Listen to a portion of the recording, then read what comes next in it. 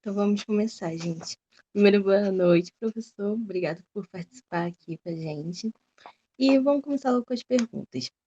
Gente, hoje vamos entrevistar o professor Pedro Aguiar, professor da UF, que escreveu vários artigos importantes, entre eles esse que a gente escolheu, Vozes da América, Convergência Digital, Rádio Jornalismo e Agências Latino-Americanas. Professor, acho que não tem ninguém para se apresentar melhor do que o senhor mesmo. Se o senhor puder nos dar um resuminho de como o senhor chegou até aqui e falar um pouquinho do seu artigo, para quem não leu, para quem não conhece. Dá um resuminho mesmo, quais os métodos de pesquisa e como você chegou nesse tema. Eu sou jornalista. Acho que essa é a melhor maneira de começar a me apresentar. A minha identidade profissional pesa muito na definição de tudo que eu faço. Então, eu só sou professor de jornalismo porque eu sou jornalista. É que eu só me interessei em virar professor para formar novas gerações de jornalistas por achar que podia contribuir com esse tipo de questionamento, de fazer os alunos, ou melhor, os alunos não, os futuros jornalistas olharem para a profissão e para o mundo de uma maneira mais crítica, menos ingênua, menos disposta a aceitar tudo que houve e sempre pensar: de onde essa informação veio, a quem ela interessa, quem ganharia com o fato de ela ser publicada.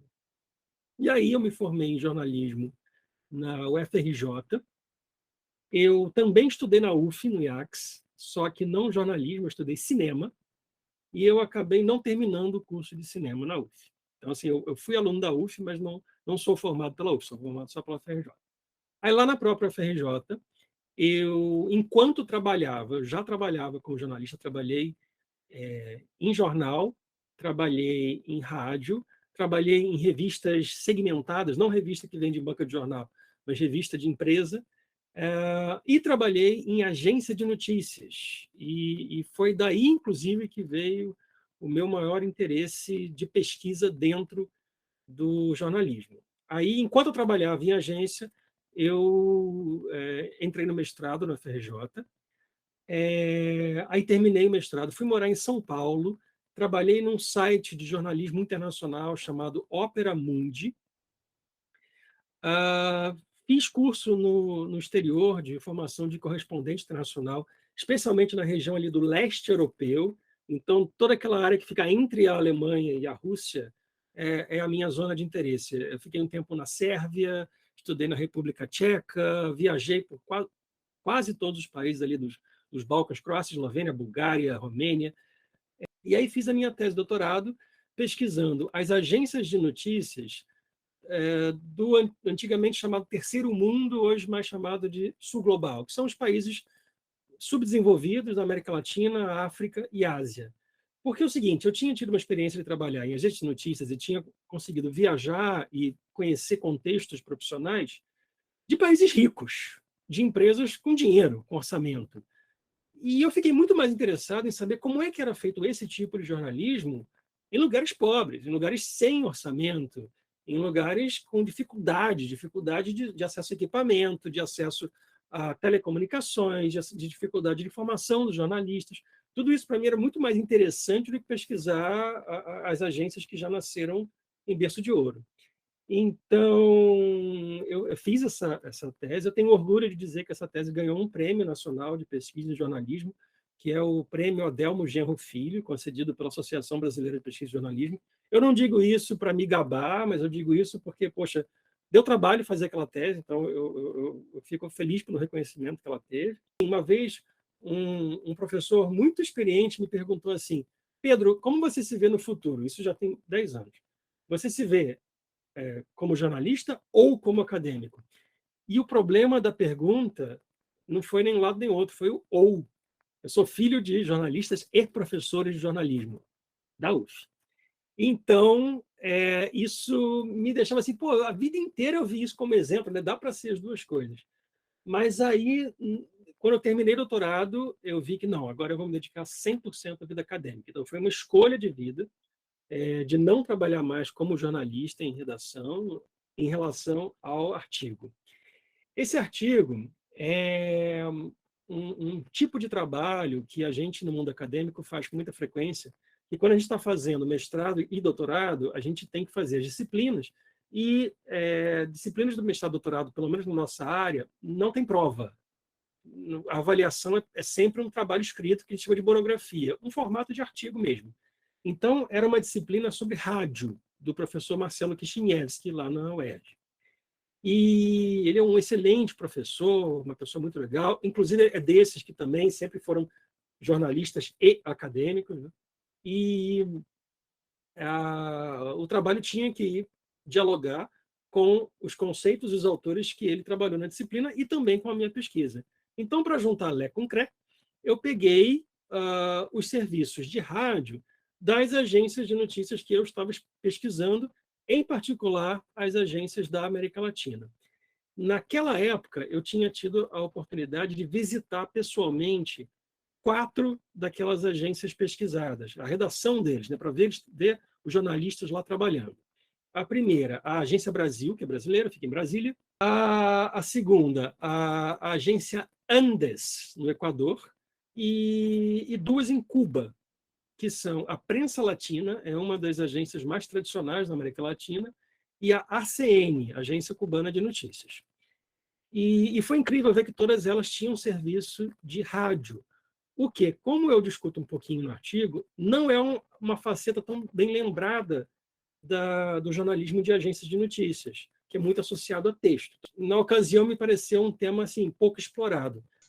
Professor, a gente também gostaria de saber quais seriam as semelhanças e diferenças primordiais entre as agências de notícias e o radiojornalismo. Vamos nós. A principal semelhança é o fato de essas 2 modalidades de jornalismo trabalharem muito com o imediato, o agora, né? Essa ideia de últimas notícias, trabalhar com o recente. Agora, a principal diferença entre essas 2 modalidades do jornalismo é que o rádio é muito local. O rádio tem muito a ver com, olha, eu vou ouvir o rádio do lugar onde eu moro. E então o rádio tem essa relação forte com o lugar de transmissão e recepção. A agência de notícias opera numa lógica contrária. A agência funciona para que um veículo receba notícias dos lugares que ele não consegue alcançar por conta própria. Então, tem imensas partes do mundo em que esse jornal não consegue alcançar a notícia se aconteceu alguma coisa lá. Então, se amanhã acontecer alguma notícia super importante na Índia, como é que o Globo vai dar essa notícia? Ele vai depender das agências de notícias que têm, sim, correspondentes e equipes lá na Índia e que mandam textos, fotos, vídeos e também som para o jornal e para todos os seus clientes. E aí é assim que elas ganham dinheiro. As agências conseguem ganhar muito dinheiro e sustentam, elas ganham mais dinheiro do que custa manter essa rede de correspondentes por vários países do mundo. Obrigada, professor.